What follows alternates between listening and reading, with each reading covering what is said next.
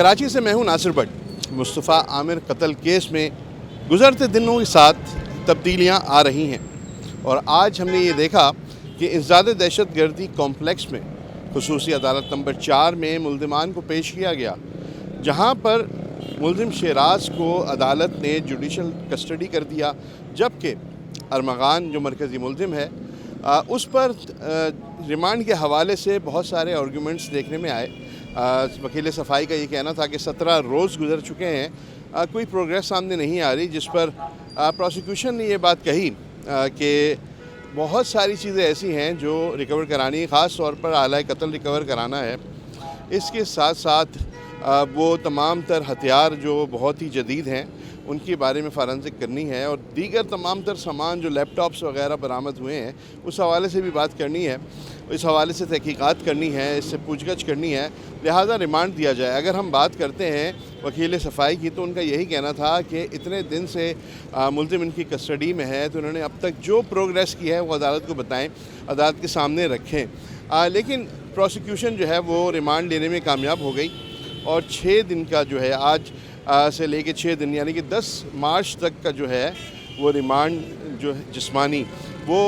दे दिया गया है पुलिस को। अगर हम इससे पहले बात करते हैं शहराज की, तो शहराज के हवाले से भी कुछ मामला देखने में आए कि अचानक हमने देखा कि शहराज का वकील जो है, पहले खुर्रम अब्बास अपेयर हुए थे, उसके बाद अचानक जो है वसीम जदून सामने आए और उनके अहल खाना ने अदालत को बताया। ख़ास तौर पर शहराज ने अदालत से जब अदालत को बताया कि ये मेरा वकील है, तो अदालत ने इस्तफसार किया कि यही आपके वकील हैं, तो उस पर बताया गया जी हाँ यही वकील हैं। अगर हम बात करते हैं तो जब वकील ने इस्तफसार किया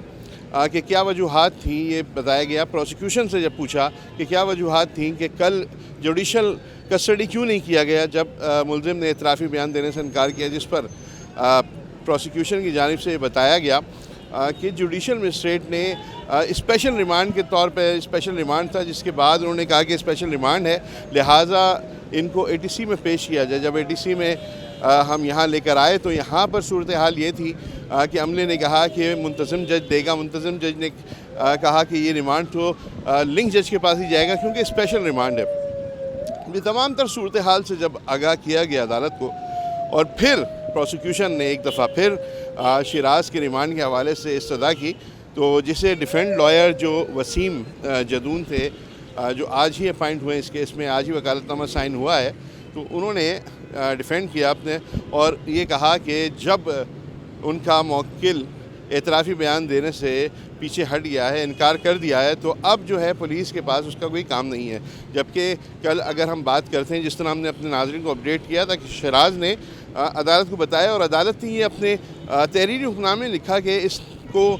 जो है वो बता रहा है मुल्ज़िम कि जुडिशल कस्टडी क्यों किया जा रहा है, और मुल्ज़िम जो है वो ये बता रहा है कि वो एतराफ़ी बयान के लिए उस पर दबाव डाला जा रहा है और पुलिस ये कह रही है कि अगर एतराफ़ी बयान दे देगा तो उसके साथ रियायत की जाएगी। जबकि मुल्ज़िम ये कहता है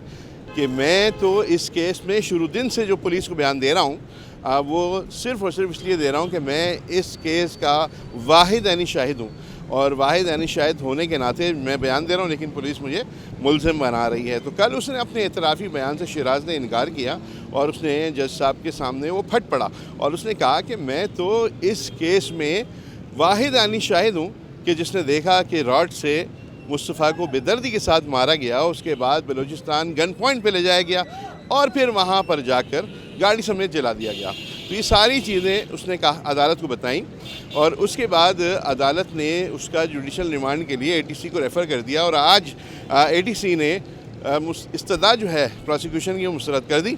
और शहराज को जुडिशल रिमांड पर जेल भेज दिया। अब इस केस में तमाम तर सूरत हाल वाज़ेह होती जा रही है कि प्रोसिक्यूशन कहाँ है, तहकीकात कहाँ है और डिफेंस लॉयर कहाँ खड़े हैं। आज एक जुडिशल रिमांड हमने देखा कि हो गया है। आज जोर लगाया था वकील सफाई ने कि किसी तरीके से ये भी कस्टडी जो है वो जेल कस्टडी हो जाती, लेकिन प्रोसिक्यूशन को कामयाबी हुई और प्रोसिक्यूशन से 10 मार्च को